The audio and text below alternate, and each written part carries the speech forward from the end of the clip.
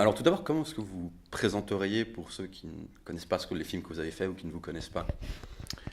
J'ai fait des films dans les années 90 qui ont eu un succès planétaire, on peut le dire, tout en restant des films français. Cyrano de Bergerac était mon premier film, j'étais partenaire de Gérard Depardieu, je jouais le rôle de Christian. Ensuite, j'ai fait un film qui s'appelle Indochine, qui a eu l'Oscar du meilleur film étranger. Ça devait être en 91, 12, je ne sais plus combien. Ensuite, il y a eu La Reine Margot, donc j'ai enchaîné en fait ces trois films et ça m'a donné une notoriété un peu partout. Ensuite, j'ai commencé à travailler, j'ai fait d'autres films, j'ai travaillé avec Antonioni, j'ai travaillé avec Hugh Hudson qui est ici présent, j'ai fait A Dream of Africa, j'ai fait The Crow aussi aux États-Unis avec Tim Pope. Et puis ensuite, ma carrière a été un petit peu plus difficile. J'ai commencé à faire des films qui m'intéressaient moins. Et puis, j'ai connu des hauts et des bas, mais c'est dans les bas, en fait, que j'ai trouvé que mon existence était la plus intéressante parce que c'est dans ces périodes-là où il faut se réinventer. Et donc, du coup, ça m'a permis de finalement de trouver qui je suis à travers la photographie, qui était mon premier métier, à travers, parce que je suis donc aussi, parce que c'est une présentation, je suis photographe, je suis réalisateur, je suis acteur, et maintenant je suis délégué, enfin fondateur d'un festival.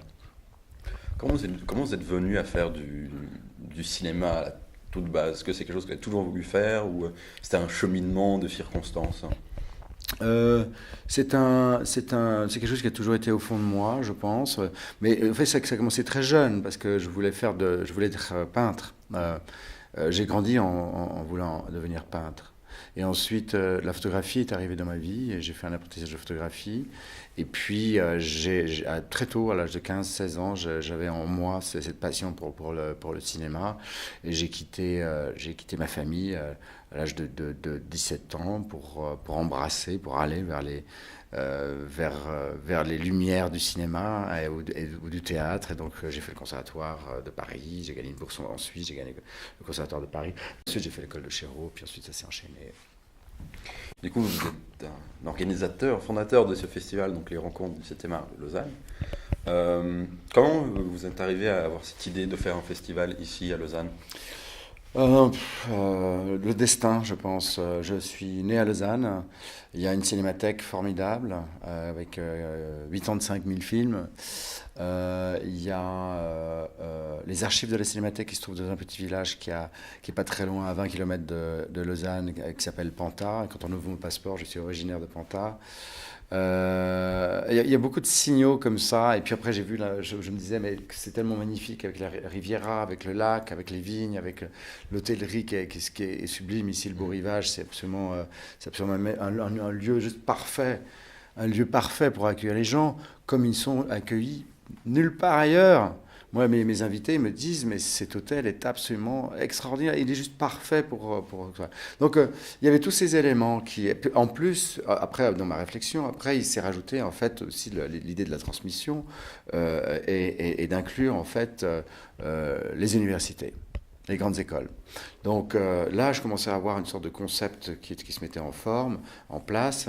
Et puis voilà, je me suis dit, voilà, j'en ai parlé avec la cinémathèque. Enfin, j'ai mis, on a mis on a très peu de temps finalement pour mettre sur pied.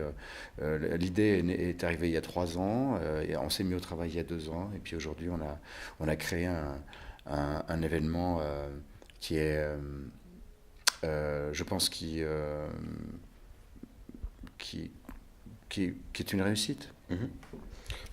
J'apprécie particulièrement. Cette année, un des actes de lecture est le Nouvel Hollywood, une période que tous les fans de cinéma connaissent, mais pas que les néophytes connaissent forcément. Pourquoi le Nouvel Hollywood pour commencer cette première édition?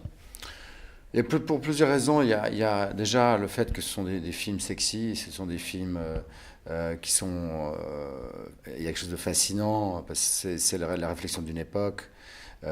c'est l'arrivée d'immenses réalisateurs comme Scorsese et comme George Lucas, Spielberg, et puis Hal Ashby, et puis tellement d'autres. Puis le Warren Beatty, qui a donné qui a ouvert une brèche extraordinaire avec Bonnie and Clyde, parce que c'était la première fois, enfin disons que c'était pas la première fois, mais il y a eu ce mouvement de l'auteur est en contrôle du film. C'est tout nouveau dans les studios américains, c'était pas du tout leur manière de faire.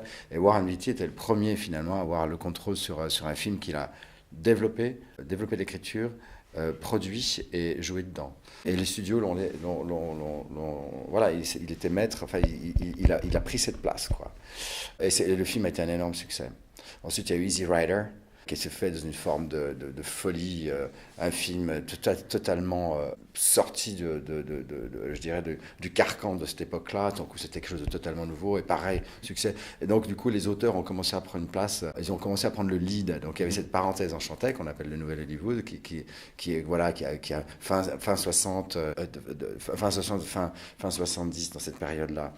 Et puis aussi, l'autre idée, c'est que c'est vrai que je trouve que dans le monde dans lequel on est aujourd'hui, quand même très puritain, on retourne vers une sorte d'enfermement, peur de la liberté, peur de dire les choses avec le tribunal du net, etc. Il y a une sorte on se réenferme un peu pas un peu mais beaucoup, mais dans une sorte de carcan. Regardez ce qui se passe aux États-Unis, etc. avec Trump, machin et compagnie. Donc il y a un truc où j'ai l'impression que la liberté de parole aujourd'hui est en train petit à petit d'être relégué un peu dans des coins où on n'a pas trop envie de s'exposer. Voilà. Mm-hmm. Regardez par exemple, je prends juste un exemple comme Catherine Deneuve. Catherine Deneuve rebondissait sur les histoires Weinstein et compagnie. Elle a dit ce qu'elle pensait. Le tribunal du net a enclenché la machine de critique, etc., etc. Parce que je ne pense pas que tout le monde est capable de juger. Mm-hmm. Surtout dans ce domaine-là. Pardon ? Surtout dans ce domaine-là bien particulier. Dans beaucoup de domaines. Mm-hmm. Et aujourd'hui, tout le monde juge. Oui. On peut avoir une réflexion, tout ça, mais on juge sans connaître le fond, sans avoir les dossiers. Mm-hmm. Voyez ? Donc on accuse des gens sans avoir les dossiers. Voilà. Alors, laissons ceux qui ont les dossiers faire leur travail, etc. Bon, bref, on ne veut pas. Et donc, je trouvais ça intéressant de montrer ces films dans cette liberté, une liberté folle, où on cherchait nos limites dans les années 60 la limite de la liberté, et replacer ça aujourd'hui dans le monde dans lequel on vit aujourd'hui. Je trouvais qu'il y avait quelque chose d'intéressant. D'accord.